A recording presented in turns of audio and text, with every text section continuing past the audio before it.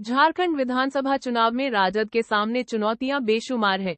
इस चुनावी रिपोर्ट से जानें, आखिर क्या है वो और ऐसा क्यों। रांची इंडिया ब्लॉक में शामिल राजद के सामने इस बार चुनौतियां बेशुमार हैं।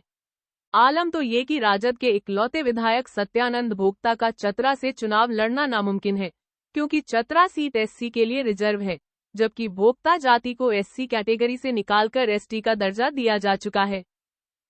अब सत्यानंद भोक्ता के सामने राजनीतिक अस्तित्व का मसला है। वह अपनी बहू रश्मि प्रकाश को चुनाव लड़ाना चाह रहे हैं, लेकिन उनके पास राजनीतिक अनुभव नहीं है। राजद के सामने चुनौती है चतरा सीट को बचाए रखना। राजद को ऐसा नेता चाहिए जो न सिर्फ जमीनी तौर पर मजबूत हो बल्कि आर्थिक रूप से भी सक्षम हो। यह भी दिक्कत है कि बहू को टिकट नहीं मिलने पर सत्यानंद भोक्ता उन्हें बतौर निर्दलीय भी मैदान में उतार सकते हैं। चतरा में खूब चला है पाला बदलने का दौर। चतरा एक ऐसी सीट है जहां ज्यादातर मजबूत प्रत्याशी समय समय पर पाला बदलते रहे हैं। वर्तमान राजद विधायक सत्यानंद भोक्ता ने एकीकृत बिहार के समय साल 2000 में भाजपा की टिकट पर चतरा में विजय हासिल की थी। उस वक्त आज के भाजपा नेता जनार्दन पासवान ने राजद से चुनाव लड़ा था।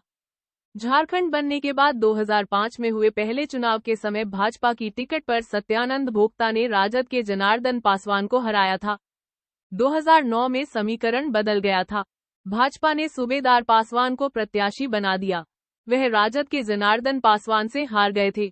2014 में जयप्रकाश सिंह भोक्ता को भाजपा का टिकट मिलने पर सत्यानंद भोक्ता जेवीएम प्रत्याशी बनकर उतरे थे, लेकिन भाजपा से हार गए। 2019 में चतरा की तस्वीर पूरी तरह बदल गई। सत्यानंद भोक्ता राजद के प्रत्याशी बन गए, जबकि राजद छोड़कर जनार्दन पासवान भाजपा में आ गए। इस मुकाबले में राजद की टिकट पर तीसरी बार सत्यानंद भोक्ता की जीत हुई। राजद के इकलौते विधायक के नाते उन्हें हेमंत कैबिनेट में मंत्री पद भी मिला। भोक्ता जाति को एसटी का दर्जा मिलने से सत्यानंद भोक्ता के सामने बहू को चुनाव लड़ाने के सिवाय कोई विकल्प नहीं बचा है। चतरा के स्थानीय पत्रकार नौशाद का कहना है कि सत्यानंद भोक्ता विकल्प तलाश चुके हैं, लेकिन उनके लिए एसटी सीट पर कहीं जगह बनती नहीं दिख रही है। 2019 में राजद का परफॉर्मेंस। 2019 में राजद ने सिर्फ चतरा सीट पर जीत हासिल की थी।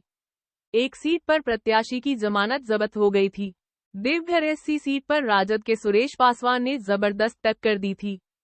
वह बहुत कम वोट के अंतर से भाजपा प्रत्याशी नारायण दास से हार गए थे। गोड्डा में राजद के संजय प्रसाद यादव का भाजपा के अमित मंडल से अच्छा मुकाबला हुआ था, लेकिन राजद नेता की 4512 वोट के अंतर से हार हुई थी। कोडरमा सीट पर राजद के अमिताभ कुमार और भाजपा की नीरा यादव के बीच कांटे की टक्कर हुई थी। यहां नीरा यादव महज 1797 वोट से अपनी सीट बचा पाई थी। बरकट्ठा सीट पर जब्त हुई थी जमानत। बरकट्ठा में राजद ने खालिद खलील को चुनावी मैदान में उतारा था, लेकिन उनकी जमानत जब्त हो गई थी। इस सीट पर अमित यादव बतौर निर्दलीय जीते थे। दूसरे स्थान पर भाजपा के जानकी प्रसाद यादव रहे।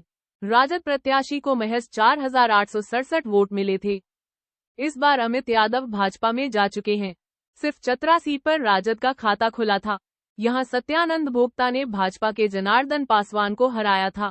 एससी के लिए रिजर्व छतरपुर में राजद ने अजय कुमार को मैदान में उतारा था। उन्हें भाजपा की पुष्पा देवी ने बड़े मार्जिन से हराया था। हुसैनाबाद में राजद के संजय कुमार यादव को 31,444 वोट मिले थे। उन्हें एनसीपी के कमलेश कुमार सिंह ने 9,849 वोट के अंतर से हराया था। इस समीकरण से साफ है कि राजद के सामने चुनौतियां बढ़ी हुई हैं। इंडिया गठबंधन के तहत मिली 7 सीटों में से चतरा सीट जीतने के अलावा राजद प्रत्याशियों ने सिर्फ देवघर, गोड्डा और कोडरमा सीट पर टक्कर दी थी। मौजूदा हालात में सिर्फ एक सीट पर जीत से काम नहीं चलने वाला है, लिहाजा इस बार राजद के सामने करो या मरो वाली स्थिति है। खास बात है कि इस परफॉर्मेंस के बावजूद झारखंड राजद के नेता सीट की संख्या बढ़ाने का दबाव डालते आ रहे हैं।